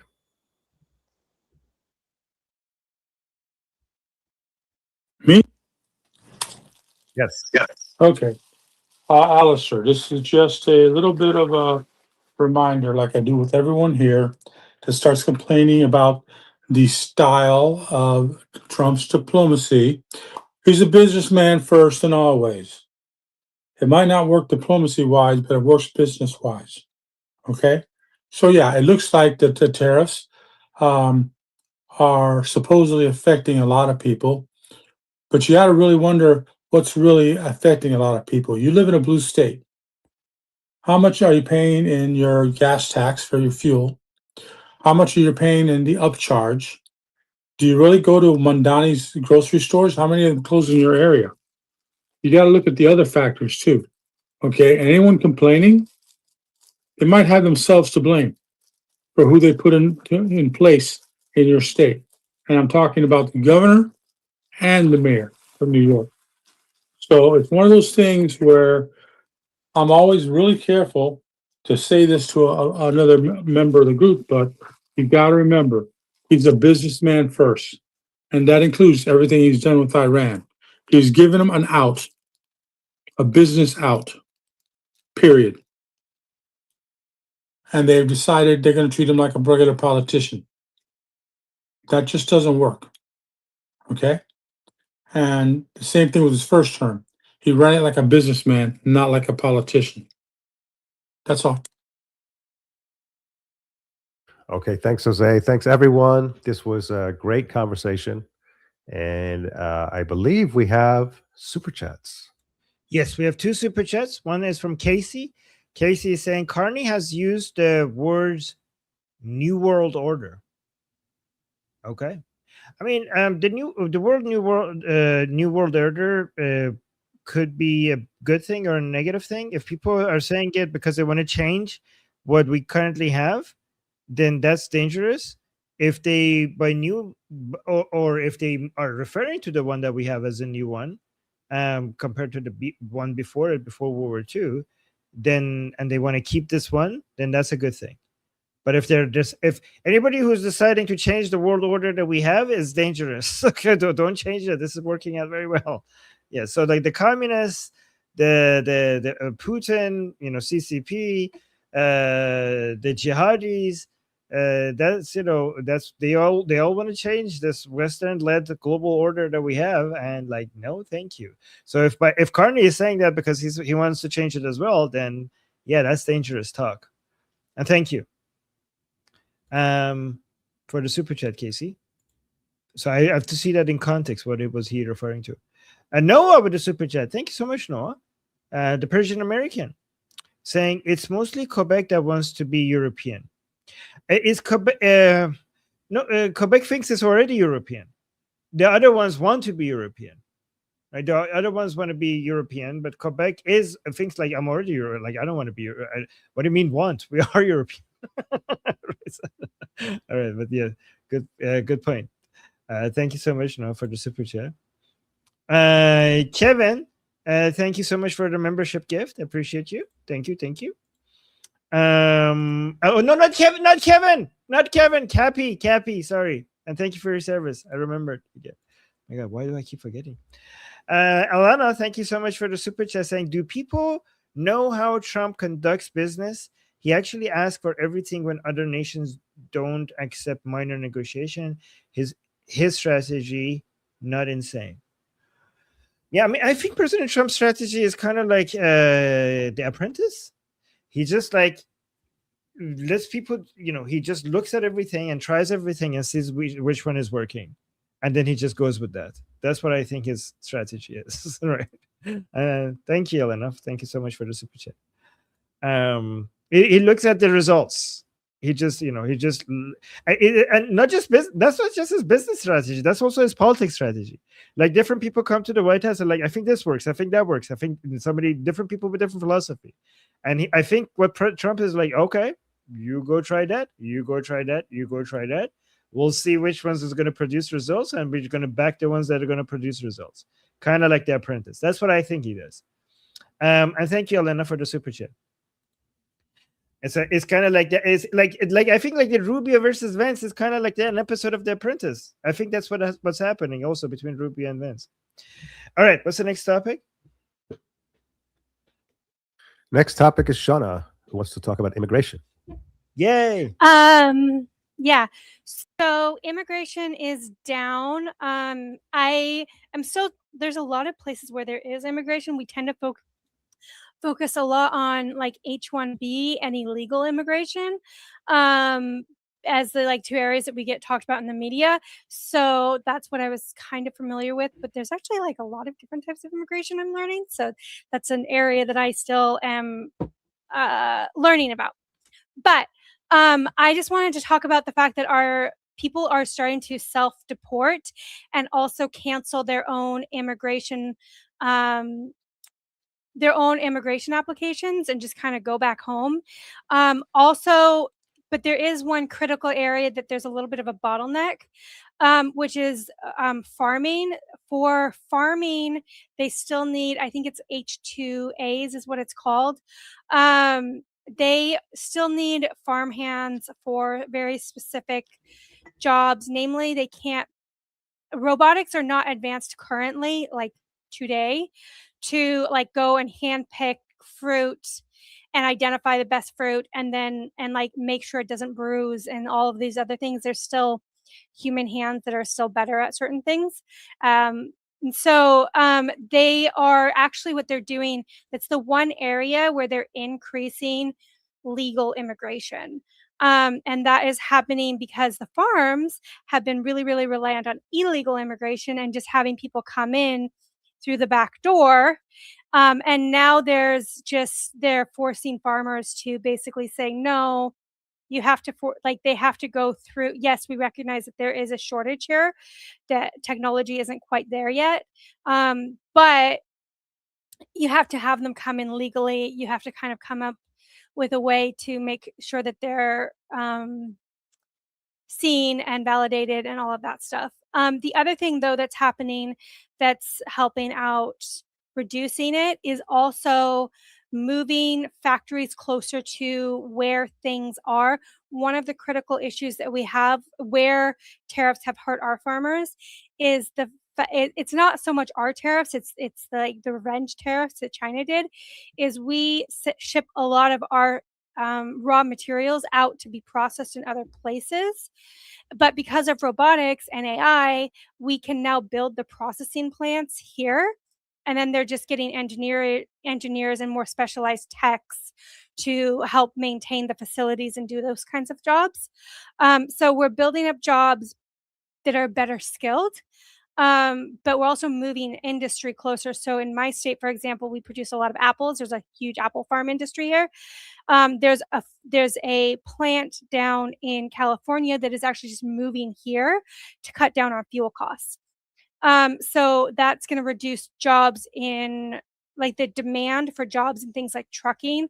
Drones are going to help with that as well. But again, certain things are going to take longer. It's not going to happen overnight. So, yeah. So anyway, I just kind of wanted to do a report on immigration. It is going down. Trump is actually being successful in this specific area where he had promised. One of the things that is a challenge, though, is the H-1B reductions and things like that is happening, but it's not seeing an increase in jobs because industries are doing basically two things. One is that they're just offshoring their jobs that they don't need localized. So a lot of the tech jobs are just going to those countries rather than bringing the people here. The industry is going there. So that's one thing that's happening. So it's not increasing jobs the way that I think some people, kind of the anti-immigration right, that are also high-skilled tech industry workers that were really against the H-1Bs. That was their focus. They didn't care about illegal immigration until 5 seconds ago, and that 5 seconds ago was when their jobs were impacted. I'm sorry, that's what I saw. They didn't care until 5 seconds ago.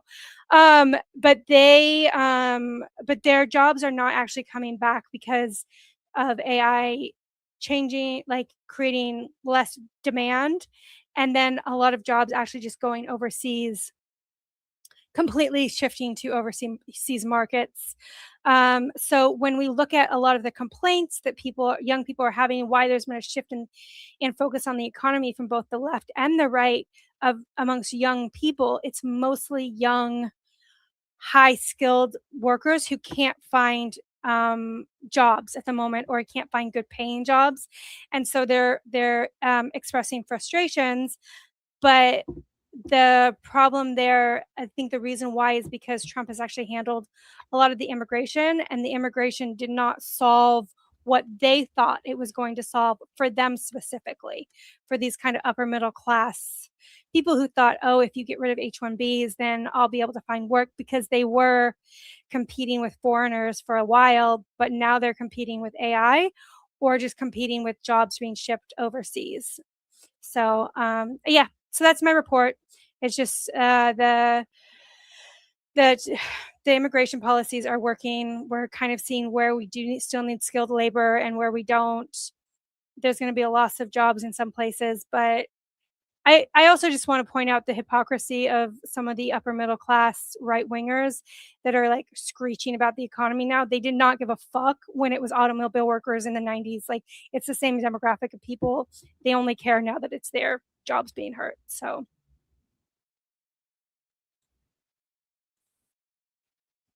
Yeah, great, Shauna. Thank you. Alistair, you're up. I kind of wanted to also get like a kind of immigration report from my area, since I'm in New York. We just started having like ICE move in here, like seeing ICE around like a few months ago. New York is, I mean, every third person I see is an illegal on welfare. I'm going to be honest, like it is. I speak more Spanish than English sometimes now, but I mean, it was bad. But the problem is we still have like Mamdani and Hochul in the offices, and they are trying everything they can to keep their voters in this country, uh, and their supporters in this country. And it's been a real struggle. I mean, like there's just been nonstop policies and money. I think we're up to almost $14 billion a year now, just in New York City, going to illegal immigrants and housing and benefits. And a lot of people are not they're not happy with that. But going into when ICE started moving in a few months ago, one of the things that was getting really bad in New York was car insurance. I mean, car insurance in this state is fucking madness. I mean, we're paying almost like 20 grand a year for 4 cars to insure 4 cars. It is ridiculous. So, but it's been going down recently because of ICE, and a lot of people don't know this, but in New York especially, we had a big problem where these illegals were getting driver's licenses and just cars, but no insurance because they weren't citizens. And then they'd go and they'd either try to get insurance claims for money themselves, like they'd purposely try to crash the car. We have so many examples, a dash cam of that, of like illegals like literally just backing their car into other cars trying to get insurance claims, or them just crashing and they don't have insurance, and then everyone else's insurance price goes up because that's how the market works. And I feel like that, especially with this change in car insurance, it's really waking up a lot of New Yorkers that like, hey, this like there were side effects to this problem than just public safety and lack of jobs and other things.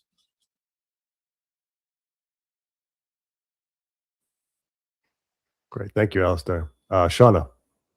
One area that Trump has struggled with, and it's because of these stupid ass federal judges, but he issued one of the policies.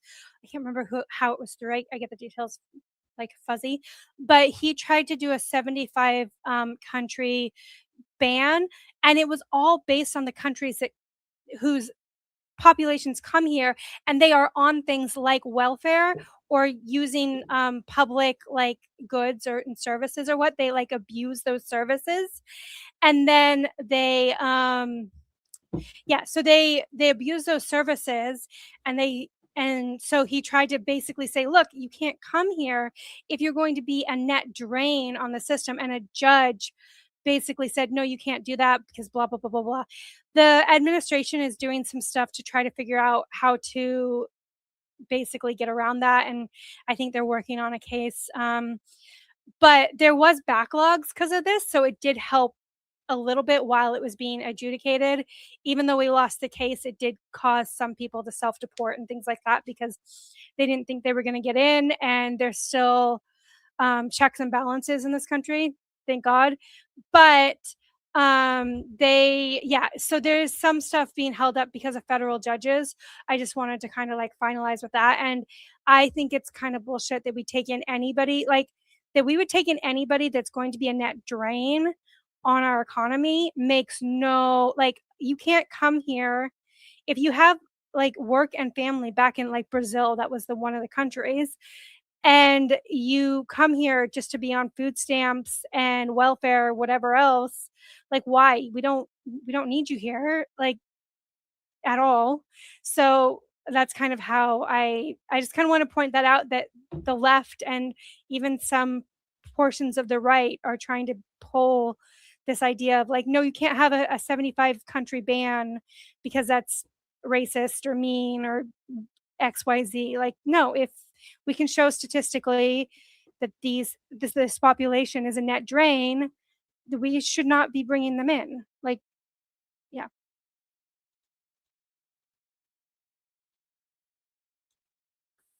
Thank you, Shauna. Okay, so that closes out. We're going to move on to the next topic, which is Kare, the basis of people's opinions. Yes. What? Carter, be careful when you don't touch your mic or your table because it makes a lot of noise. But yeah, go on. Oh, okay. Because you made some faces.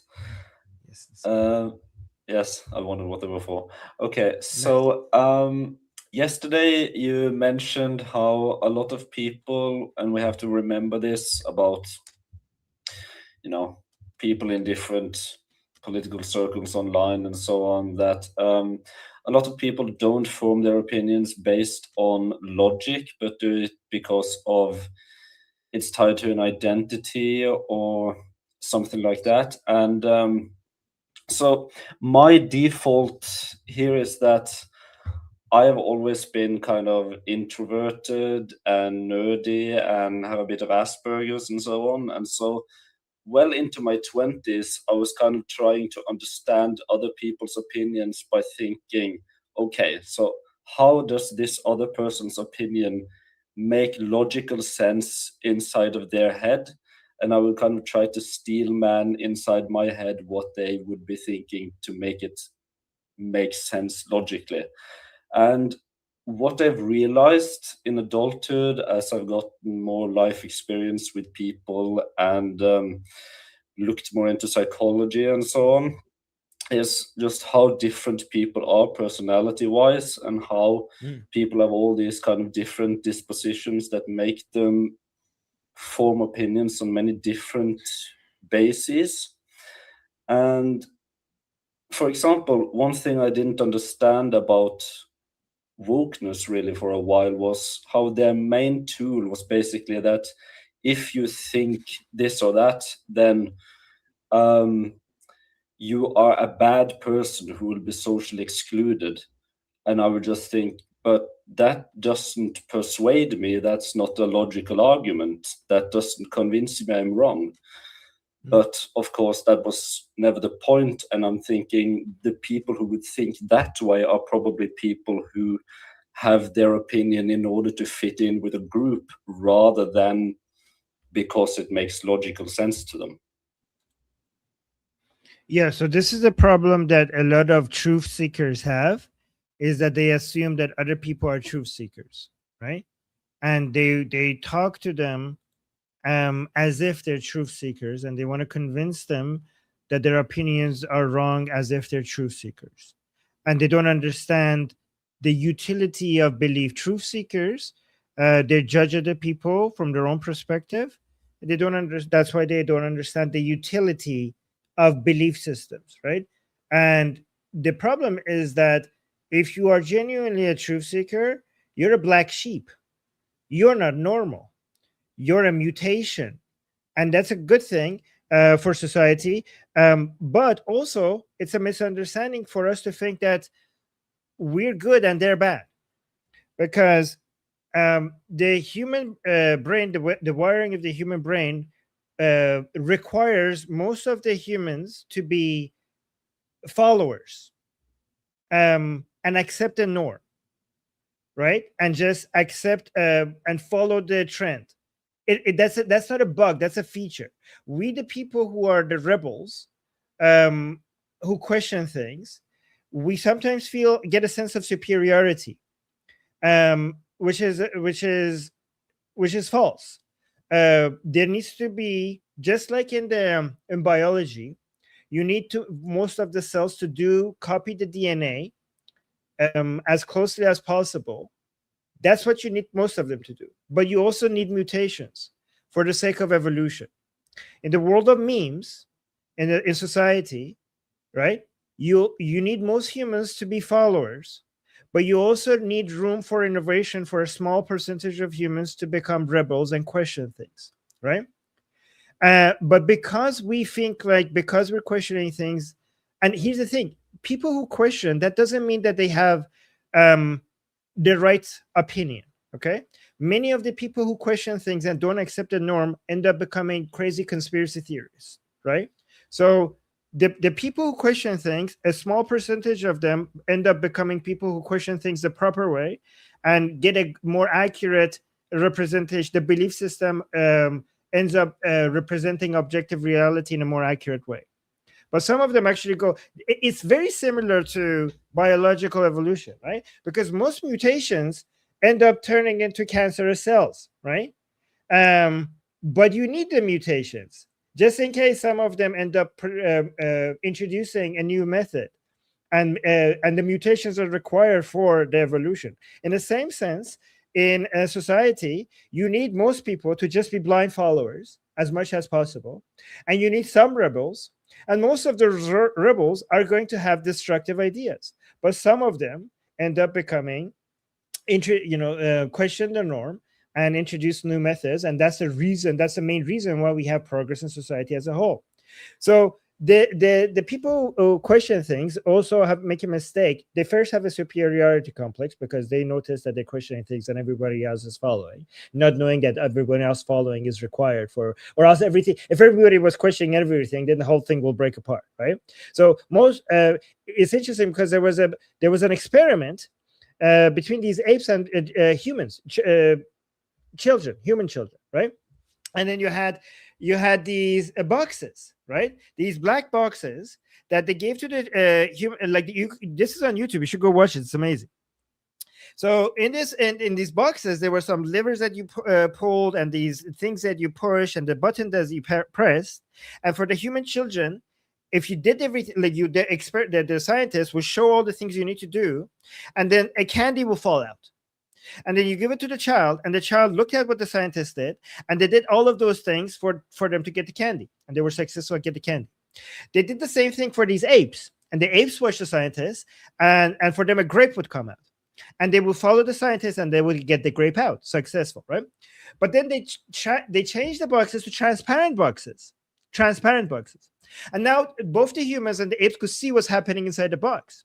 And if you see what's happening in the box, you will see that most of the things that the scientist was doing was not contributing at all to the candy or the chocolate coming out. Like if you said if there was 5 steps, only 2 of them were necessary. 3 of them were unnecessary. And it was a waste of time to do that. And this transparency box, the scientists did this in front of the human children and in front of the apes. And it's interesting because the apes were like, okay, this scientist is retarded. You don't need to do those 3 things. I'm just going to, because after they saw what's inside the box, they only did the 2 things required to get the grape out of the box. They skipped the 3 ones that was not required. But when you gave it to the children, the human children, they followed everything. They followed all the 5 steps, including the unnecessary steps. And then you might think like, okay, these apes are smarter than the children, and that means that the apes are superior to the human children. But no, it's actually the fact that the humans are following everything is a feature. It's what produces tribes and societies, because if you question everything, sometimes there are things that are necessary for the survival of the tribe that has been built in after generations of generations that individually might not make sense to you, but there's a reason why that's the tradition. There's a reason why that's part of society, and you can't see it because you can't see the grand scheme of things, and you should just follow. This is the feeling behind conservatism, by the way. This is basically the challenge between progressivism and conservatism, right? That do I follow traditions because there's some wisdom in tradition, or do I just follow things, or do I just have to question everything and make things new, right? And you always need to struggle between these two to get the right balance, right? So when it comes to belief systems, the way that this works emotionally in humans for them to preserve these beliefs and traditions and rituals is you have an emotional attachment to them because you inherited them from your society and your community and your parents, right? It turns into your identity. Your belief turns into your membership in a tribe and your identity as a human. So for you to ask somebody to change their beliefs because their beliefs doesn't match objective reality is not for them to just have a different opinion. It's for them to be a different person, to completely kill themselves because you are your identity. For a lot of people, this seems like suicide, right? Because you are becoming a completely different person. And this is uncomfortable. Right? It's not just like, oh, I thought this, now I think something else. It's basically saying goodbye to who you are as a person and saying goodbye to the community that you had an attachment to.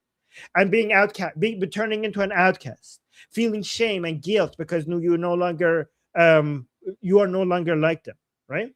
And this is the most painful thing a human can experience. This is the feeling of the people who loved you, who raised you, who you grew up with, not or the people who you had a sense of belonging to, for them to not see you in the same way anymore. It's more for humans. It's more painful than physical pain, and it's by design that this is more painful than physical pain, because evolutionary, it wasn't about the survival of the individual. It was about the survival of the tribe. So you had to feel the most amount of pain for going against the tribe, because if you don't follow what the tribe does, the tribe dies. So you have to follow what the tribe does, and that's why this amount of pain was created inside you, so you don't do that, right? Unless you're one of those black sheep that feels a sense that, you know what, I could do better, right? And also, like, if for 300,000 years, if you turned into an outcast, you die, because we lived in these tribes before civilization. Civilization is new. Civilization is only 10,000 years old. Humans have been roaming Earth for 300,000 years. And in these tribes that was like working in nature, trying to survive, if your tribe decided that fuck you, get out of here, you don't belong to us, you wouldn't be able to survive on yourself. The nature is very scary. Nature is very scary. And today, if you're in high school and your classmates are speaking behind your back, and you feel a lot of pain, that goes back to our history, pre-civilizational history. But the reason why this kid and this teenager in school is noticing that her friends are not her friends anymore, and she's feeling so much pain from noticing that, like making Facebook posts about her, speaking behind her back, is because this used to be death. Right? The reason why today in modern society it doesn't mean death anymore, but for 300,000 years that means you die, because you're turning into an outcast, and that's how we feel about it. And that's why you are not, even if you think like, okay, Islam doesn't make any sense, you can't bring yourself to say like, I'm not a Muslim anymore, because that is a death. That is, for 300,000 years, that was a death sentence to go against your tribe. Did that answer your question? Yes, thank you. I don't know how much more time we have. I saw there were some twos in the chat. We have. Do we yes. have time? What's the time looking like? Oh my God, I really want to listen to the twos. I have to go, but you guys should continue this conversation without me here. And I'm gonna go, but you guys can talk about it, guys. I'm gonna miss out on a fascinating conversation. That sucks. This is a huge passion of mine. We did get 750 joules from Gary Neal on YouTube, so thank you so much for that. I'm gonna have to go, but you guys keep this conversation going. And sorry that I spoke for so long about this topic that I didn't allow other people to get in their points, but you guys continue without me. I'm sorry, guys. I apologize. I got sent to, this was too interesting for me. Anyways, to be continued. Yes, exactly, Stefan. To be continued. I'll see you guys. People on YouTube, I'll see you in half an hour. We're gonna go live with Ali. People in our group, I'll see you guys same time tomorrow. Love you guys. I always have the most fun hanging out with you guys. This is fascinating. And until then, I'm Israel Chai, Slava Ukrainia, Cuba Libre, Taiwan Jiayo, Long Live America, Javisha, Payande, Iran. See you guys.